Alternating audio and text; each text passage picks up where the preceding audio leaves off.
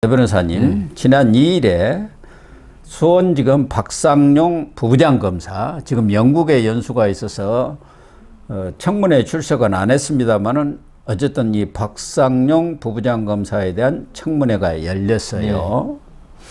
그런데 뭐 박상용 부부장 검사는 안 나오고 이화영 전 경기도 평화부지사만 나와갖고 원맨쇼를 벌였습니다. 왜 그러냐면은 이화영이는 나와가지고 나는 검찰의 회유 협박을 받아갖고 지금 이렇게 중형을 받았다. 자기 변명쇼를 지금 한 거 아닙니까? 그렇죠.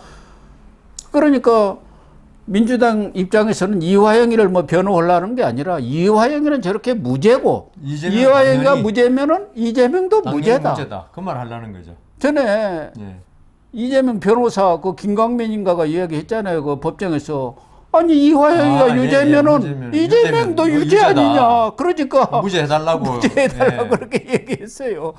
그거를 증명하려고 했는데 지금 후폭풍이 큽니다. 하나는 도대체 형을 중형을 받아갖고 감옥에 있는 사람을 불러다가 국회가 무슨 재판정도 아닌데 그 피고인이 와가지고 자기 변명을 하고 변론장으로 이렇게 하는 게 맞느냐.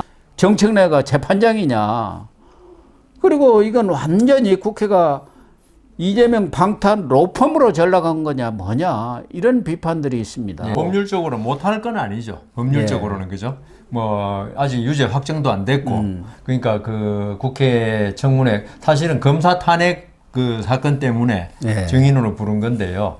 사실 검사 탄핵은 지금 안중에도 없고 하여튼 이화영한테 어떤 자기 법정에서 말할 수 있는 시간은 한정되어 있으니까 최후 진술이라든가 피고인 신문을 통해서 할 수 있는 말이 있지만 또 검사가 탄핵을 하잖아요. 그 말에 대해서 당신 말 거짓말이다. 그렇죠. 할 수 있는데 이번 국회에서 이거는 완전히 우호적인 완전 우군만 거의 있는 분위기 속에서 어제 저도 그걸 봤습니다. 그 유튜브에서 봤는데 이 화영이가 자기를 말할 수 있는 장을 딱 열어줘가지고. 그렇죠. 이걸 결국은 뭐냐. 이화영에 대한 어떤 재판에 판사도 봐라. 판사도 뭐 그 집에 가면 TV도 볼 보겠죠, 것이고 당연히. 신문도 볼 것이고. 이게 거짓말을 자꾸 이 거짓말이 누적되면 참말처럼 느껴지는 현상이 있잖아요. 그걸 뭐라 그러는지 모르겠는데 그것처럼 판사도 내가 잘못 판단했나? 이때까지 이화영에 대해서 항소심 판사가 1심은 끝났으니까 어떻게 할 수 없는 거고. 신진우 부장판사 다 봤겠죠. 그러니까요. 오히려 신진우 부장판사는 오히려 열받는 거 아니에요? 저런 바로 거짓말. 지금 제가 그 말씀 드리려 했습니다. 판사들은 정말 언론 플레이하는 거. 우리 고기서 언론에 계셨는데 좀 그러지만 이 피고인들이 언론 플레이하는 거 참 싫어합니다. 자기 법정에서 할 말하고 변호인도 법정에서 피고인의 무고함을 주장해야지 밖에 나가서 언론사 상대로 자꾸 특히 유력 정치인들이 잘 그러고요. 그다음 뭐 재벌 그룹들이 잘 그러던데 그 재벌 그룹에 홍보실이 있는 게 그런 거 아닙니까? 이걸 판사들이 정말 싫어해요. 내 재판에 왜 다르게 영향력을 끼치려 하느냐. 그렇죠. 그래서 제가 판사할 때도 어떤 그 밖에서 외부에서 무슨 이야기가 들어오면요. 저는 재판을 갖다가 그분한테 뭐 공정하게 하려고 그러지만 마음은 엄청나게 상하더라고요. 그래서 신진우 부장 특히나 이화영에 대해서 유죄를 내리고 이재명에 대해서도 유죄 심정을 가지고 있는 사람한테 이런 말도 안 되는 국회를 갖다가 무슨 재판정처럼 운영하는 이런 그 작태에 대해서 판사들로서는 분노를 합니다. 이런 걸 보면. 그렇겠더라고요. 판사를 핫바지로 아는 거죠. 판사를 갖다가 국회가 뭐 지금 여의도 장악하고 그다음 뭐 행정부는 식물 행정부 돼 있고 사법부만 장악하면 완전히 상권을 다 장악하는 게 되는데 이런 생각에서 아마 사법부에 대해서 이때까지 우습게 생각했을 거예요. 아마. 했는데 이번에 이재명 재판을 딱 받고 보니까 이게 사법부가 이게 아니네. 무섭다는 걸 알았죠. 진짜 무서운 사람은 그러니까 아까 제가 그랬잖아요. 재판 받고 있는 사람한테는 염라대왕이라니까요. 근데 그걸 염라대왕을 자꾸 그 이승의 법을 만들어 가지고 자꾸 그 염라대왕의 권한을 침해하려 그러니까 그러면 염라대왕 더 화냅니다. 더군다나 이화영이가 어제 청문회에서 보니까 국회의원이 뭐 이야기하니까 말 끊지 마세요. 주진우 의원이 무슨 자료 내니까 예. 그 자료 어디서 구했어요? 예, 녹취록. 예. 검사같이 얘기를 하고 있네. 해갖고 오히려 국회의원들 특히 국민의힘 의원들을 야단을 치고 그러더라고요. 그러니까 그 참나 주객이 전도돼 가지고 예. 이게 국민의힘 의원들이 뭐 할 때는 예. 뭐 정청래 위원장이 항상 시간 끊고 예. 그다음 또 어제 장경태 의원 보니까 완전히 그 엄영수라고 예. 김성태 회장 비서실장 했던 사람한테 막 모욕적인 언사를 막 쓰더라고요. 그 예. 비서실장도 대단하더라고요. 예. 거기다 나 대한민국 국민인데 왜 그러냐고. 그렇죠. 자기가 뭔데 비서실장한테 그런 모욕적인 언사를 그렇게 하니까 또 정청래 위원장 아주 얌전한 소리로 고분고나서 장경태 의원 그러지 마세요. 아마 국민의힘 의원이 그랬으면 당장 마이크 끊고 예. 그랬을 겁니다. 아마. 또 하나 후폭풍은 이제 주진우 의원이 지난해 7월에 그러니까 6월에 이화영이가 진술을 그 전에 했던 진술을 번복을 바꿨죠. 했지 않습니까? 그래서 대북 송금 이 내용을 이재명 당시 경기지사한테 보고를 했더니 알았다. 했다가 잘 진행하세요. 했는데 이제 또 민주당 그 부인이랑 압박이 들어오니까 또 7월에 다시 바꿨죠. 재번복을 했어요. 맞아요. 그리고 나서 김영태 변호사를 만났죠. 예. 원래는 서민석 변호사가 했었는데 그래가지고 그 사건이 나면서 서민석 변호사는 그 양심이 있더라고요.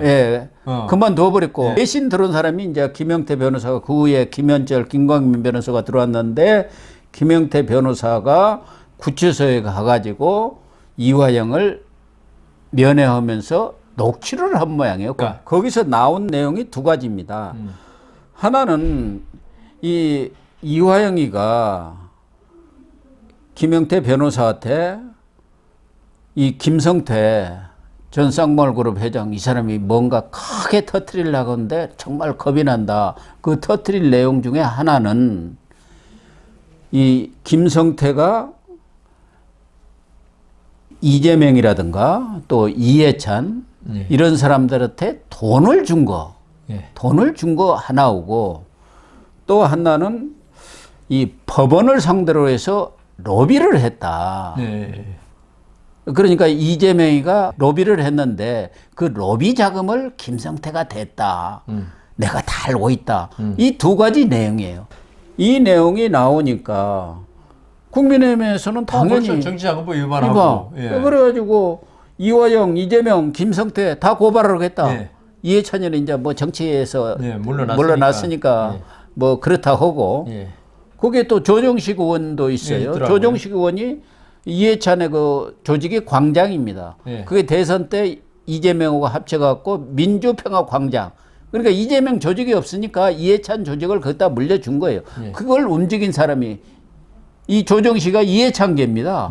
그래서 지난번에는 이제 이재명 일기 때 사무총장도 하고 아주 핵심으로 역할을 했지 않습니까? 실질적으로. 그런 사람들한테 돈 줬다는 얘기가 나오니까 이거 당연히 정치자금법 위반 아닙니까? 당연하죠. 예. 저는 이번에 지금 김성태 회장 문제가 이때까지는 대북 송금에 모든 초점이 맞춰져 있었지 않습니까? 그리고 거기에 대해서는 아까도 말씀하셨지만 이화영이가 뭐 보고를 했다 안 했다 뭐 진술을 계속 바꾸고 있어가지고 살아나려고 그러고 있는데 지금 이거는 그 접견실에서 이화영과 김영태 변호사가 녹음했는데 거기서 아까 제가 말씀드렸잖아요. 일반인 면회 같으면은 교도관이 바로 옆에 있으니까 이게 자기들한테 어떤 불리하거나 유리한 말을 함부로 못해요. 못하지. 다 녹취돼가 나중에 검찰에 보고될 수 있으니까. 그런데 변호인 접견에서는 이거는 아무도 교도관이 옆에서 뭐 교도관 떨어져 있으면 한 20m, 30m 떨어져 있거든요. 또 독립된 방으로 전부 돼 있고요.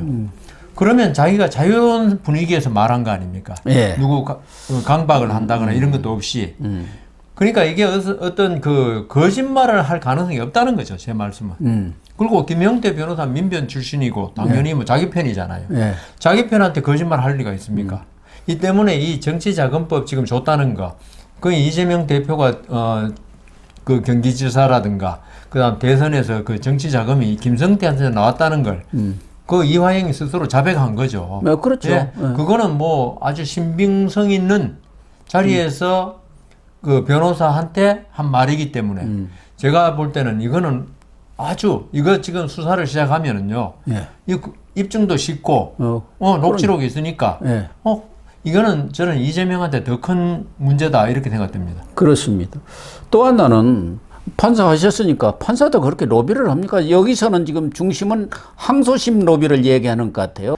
그런데 항소심에서도 300만 원을 벌금형을 때렸어요. 그러니까요. 그러면 로비가 실패한 건가요? 어떤 건가요? 그러니까, 예. 권순일할 때 로비를 해갖고 성공을 했지 않습니까? 그러니까요. 이 판사한테 로비했다는 건 두 가지입니다. 진짜 판사하고 개인적으로 아는 사람한테 로비하는 거 있어요. 그럼 그 사람이 판사한테 전화해 오늘 저녁이나 먹읍시다. 네, 그럴 수 있겠죠. 그래가지고 뭐 구두 상품권을 주든지 뭐 네. 그런 경우도 있는데 그런데 대부분의 경우는 판사한테 친하다고 이야기를 해요. 네. 전혀 친하지 않고 뭐 어떻게 뭐 로비스트들이 있지 않습니까? 예, 거짓말로 네, 브로커들, 법조 브로커들. 예, 그러니까 판사실에 찾아가 가지고 커피 한 잔 얻어 먹어도 밖에 나와서는 룸살롱 같이 갔다고 이야기하는 사람이 있어요. 그래가지고 이 돈 줄 로비를 갖다 부탁하는 사람은 믿을 수밖에 없잖아요. 그렇죠. 왜냐하면 그게 통하는 게 그 로비를 부탁하는 사람이 판사한테 전화를 해가지고 그 로비스트 만났습니까? 확인할 수가 없어요. 그래서 이게 그리고 우리나라 사람들이 착수금은 적게 주려고 그러는데 로비한다 그러면 빚을 내서라도 줍니다. 아, 그렇구나. 예, 판사한테 말만 하면 이게 결론이 바뀔 것이다. 그래서 제 생각에는 지금 벌금 300만 원 나왔잖아요. 선거법 네. 위반. 그런 걸로 봐서는 이게 김성태한테 돈을 가져가는 사람이 아마 판사를 잘한다고 거짓말을 할 가능성이 아주 농후합니다. 이게 배달 사고가 났을 것이다. 배달 사고죠. 거의 100%, 99% 배달 사고입니다.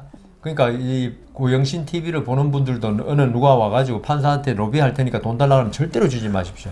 그러네요. 네. 예.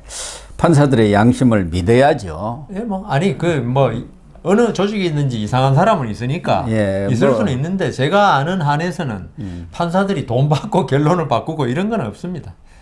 그런데 지금 판사를 로비를 하겠다 해갖고 돈을 가져갔고 이런 것들을 지금 김성태가 터뜨리면 큰일이다. 그걸 빨리 가서 이재명한테 얘기하라는 취지로 네. 한 거예요. 그래갖고 네. 나를 좀 살려줘. 그 얘기인데 네. 결과적으로 이 내용을 보면은 정말 엄청난 내용 아닙니까? 이재명이라든가 이해찬 이런 거 돈 가져간 거 또 판사 로비한 거 이런 거 한데 이화영에는 이 녹취록이 공개되니까 김 씨가 네. 황당한 거짓말을 한 거다. 김성태가. 네. 그리고 주진우 의원이 그 내용을 그러니까 김용태 변호사하고 얘기를 했던 내용 전체를 다 공개하지 않고 짜깁기를 했다. 짜깁기를 했다. 이재명하고 똑같아요. 수법이. 이재명도 그 녹취록 검찰에서 내니까 그 짜깁기 한 거라고 그것만 계속 공격했지 않습니까? 네. 근데 판사가 다 들어봤잖아요. 전혀 그건 아니다. 신빙성이 있다 그랬잖아요. 예. 이화영이고 이재명이는 하는 행태가 똑같아요. 자기가 녹취록 나오면 다 했던 이야기도 부인해버리고. 그리고 뭐 검찰이 제시한 뭐 증거나 이런 거 짜깁기고 왜곡이고 조작이다 이렇게 하는 건 똑같은 것 같아요. 그 쓸데없는 부분을 갖다가 뭐 그 한숨 쉬는 거라든가 빼고 할 수는 있겠죠. 있지만 지금 이화영 말대로 그런 말을 안 했다는 건 아닙니다. 예, 하긴 했는데 앞뒤 전후에 딴 말이 있었는데 그걸 전체로 조합해 보면 꼭 그런 얘기는 아니다. 그런 취지인 것 같아요. 그러니까 지금 그 중요한 거는 있죠. 아까 고 교수님 말씀하셨지만은 광장이란 데서 김성태 돈을 정치자금으로 받았냐 안 받았냐 중요한 거지. 예. 그거는 인정했잖아요. 예. 그러면 짜집게 했으면 짜집게 한 걸 밝히라는 거예요. 그걸 부인한 부분이 있는지 아니면 김성태가 거짓말한 부분이 있다든가 그런 걸 밝혀야지. 그냥 그런 자기한테 불리한 사실만 나오면 짜집기라 그러는데 뭐 이게 참 아까 말씀하신 이재명, 이화영 이런 더불어민주당의 어떤 피고인들의 대응은 똑같더라고 항상. 어떤 스토리가 정해져 있는 것 같아요. 처음에 부인하고 그다음 부인한 증거 나오면 짜집기라 그러고 그다음 세 번째는 판결 나오면 역사가 판단할 것이더라 그러고 이게 딱 순서가 정해져 있어요. 양심의 법정에서 판단이는. 그런데 진짜 재발등을 찍었다는 얘기가 나오는 게 2일날 그 청문회 때도 원래는 그 엄영수 전 비서실장. 비서실장이죠. 이 사람이 불출석 사유서를 냈는데 그 텔레비 보다가 열이 받아가지고 전부 쌍방울한테다 책임 떠넘기고 김성태 회장에다 떠넘기니까 오후에 나와가지고 또 반박을 한 거예요. 예. 그런데 이 김성태 회장도 그걸 봐가지고 완전히 지금 열이 받아가지고 18일 날 이화영 재판이 있는 모양이요. 예. 항소심. 예. 거기 나와갖고 다 얘기하겠다. 예. 지금 이렇게 이 얘기를 하고 있다고 서정욱 변호사가 지금 공개를 했더라고요. 그 서정욱 변호사가 이 엄영수 비서실장하고 아주 가깝습니다. 아, 그렇습니까? 예. 그래서 김성태 전 회장이 아니 어떻게 나를 완전 조폭에다가 양아치로 이렇게 몰아가면서 모든 책임이 나오고 쌍방울에 있는 것처럼 이렇게 얘기를 하느냐. 돈 받아먹는 거. 그러니까 이재명한테 김용희 통해서 어떻게 갔는지 또 광장 그 조직운영연당에서 어떻게 갔는지 또 이해찬한테 그 있지 않습니까? 여의도에 진미 8억 원 그 사무실 운영비 네. 그리고 조직 운영비 이거 어떻게 보냈는지 이거 다 가서 터뜨리겠다 이렇게 지금 하고 있다는 거예요. 그러니까 그 이 뭐 김성태 회장이 뭐 조직 폭력 이야기 운운하지 않습니까? 네. 근데 그 어제도 저 엄영수 비서실장의 이야기 들으면은 이 김성태 회장이 물론 그 꼭 올바른 사업만 한 건 아닐지 몰라도 이런 분들이 의리 하나는 죽입니다. 예. 왜냐하면 이런 그 비법적인 세계에서 사는 분들이 의리마저 없으면 그 조직이 유지가 안 돼요. 예. 그래서 김성태 회장은 아마 자기가 그 이재명이나 이화영 도와줄 때 진짜 뭐 의리에서 도와주고 그렇죠. 예, 계속 예. 의리를 지키자. 이재명 그 방법비도 그래서 준 거 아닙니까? 그러니까 스마트팜 그 예. 500만 불 준다고 했는데 이화영이 가서 약속을 했는데 그거 못 지킨다고 해갖고 북한 쪽에서 난리 법석을 치니까 그러면 내가 형님 건 내가 주겠습니까 해서 도와준 거 아닙니까? 분들이 우리가 볼 때는 어마어마한 돈 아닙니까? 800만 불 같으면은 지금 말하면 거의 100억이 넘는 돈인데 우리나라 돈으로. 이걸 할 때는 의리 때문에 한 거지. 어떤 자기도 무슨 혜택을 받으려고는 있었지만. 아, 그거는 있겠죠. 근데 의리가 우선이겠죠. 이런 사람들. 한번 말한 건 지킨다. 이화영하고는 20년이 넘는 그런 그러니까요. 관계라는 거 아닙니까? 그런데 이화영이가 진짜 도끼로 재발등을 찍은 게 이게 아마 몰랐다. 그게 뭐 엄용수라든가 그 김성태 씨가 모르라고 생각하고 그 국회에서 그렇게 떠드는지 몰라도 사실 뭐 낱말은 뭐 새가 듣고 이런 말도 있지만은 엄영수 씨가 보니까 이거는 진짜 가당치도 않거든요. 예. 그래서 갑자기 오후에 오전 청문회 나오는데 안 나왔고 오후에 갑자기 나왔어요. 뭐 국회 방송이라든가 이런 데 다 나오니까요. 예. 그래가지고 어제 저도 그거 엄영수 씨 말 들으니까 그 사람 뭐 저는 엄영수 씨를 전혀 모릅니다만은 엄영수나 김성태가 자기한테 무슨 이익이 되게 해서 거짓말할 사람들은 아니에요. 왜냐하면 사업하는 사람들이니까. 그렇지만 이화영, 이재명은 정치 생명이 달려있고 예. 자기의 어떤 생사 여타를 지금 걸리는 사건 아닙니까? 여기는 부인할 수밖에 없죠. 자기는 어차피 부인해도 유죄면 유죄고 시인해도 유죄면 유죄니까. 예. 그래서 그 전략을 아마 더불어민주당에서는 이재명 방탄으로 이화영 불러내가지고 온갖 이야기 다 하겠다, 다 시켜가지고 대국민 여론전을 펴겠다 했는데 오히려 재발등을 그러니까 찍은 격이 됐다니. 아마 그 선택이 이거는 제가 생각할 때는 이화영이가 이거는 재판 중이기 때문에 진술하지 못하겠습니다로 끝냈어야 되는데 그거 잘하는 거 있잖아요. 전부 다 재판 중인 사항은 진술하지 못. 그걸로 갔어야 되는데 본인이 너무 오버해버린 거예요. 9년 6개월 받으면 사실 정신이 좀 약간 혼미하죠. 혼미하죠. 어떻게라도 살아나가려고. 그래서 그리고 18일 날, 10월 18일 날 저기 김성태 씨가 이제 또 정인으로 나오지 않습니까? 그런데 저는 지금 이러한 상태라면은 지금까지 나온 거에 폭탄 발언이 나올 수 있을 것이다. 지금 폭탄 발언을 하겠다는 거예요. 그동안에는 그래도 자기가 의리를 지킨 거죠. 마지막까지는 다 남겨놨는데 자기를 이렇게 완전히 떡으로 만드니까 더군다나 지금 들리는 이야기는 이 김성태한테 개딸들이 엄청나게 아주 공격을 협박을 해야 된대요. 당신이 허위 진술해 갖고 이재명을 죽이고 있다 해갖고 밖에를 나돌아 다닐 수가 없을 정도랍니다. 김성태 씨도 사실 지금 구속은 지금 저 보석으로 나와 있죠. 네, 그러니까 그렇지만 실형을 받은 상태입니다. 1심에서 대북 송금으로 이 때문에 김성태 씨도 자기가 계속 뭔가를 이재명, 이화영을 위해서 숨기고 있다는 인상을 재판부에 주면은 계속 불리해지겠죠. 그렇기 때문에 제 생각에는 18일 날 어떤 김성태 씨 나름대로 전략상 어떤 이재명, 이화영을 갖다가 재단에 바치고 자기는 좀 어떤 감형을 받을 수 있는 그런 걸 연구할 것입니다. 그러니까 이재명이라든가 그런 쪽에게 후원금으로 보낸 것도 있지만 당신이 그때 재판 로비한다 해갖고 나한테 이렇게 돈 받아갔지 않느냐 그런 것까지도 지금 밝히겠다는 생각인 것 같아요. 그것까지는 아직은 안 밝혔던 것 같아요. 네. 그렇게 되면 또 재판부까지 자칫하면은 이 불똥이 튀니까 본인한테도 별로 도움이 안 된다고 생각해요. 재판부에 불똥 안 튈 겁니다.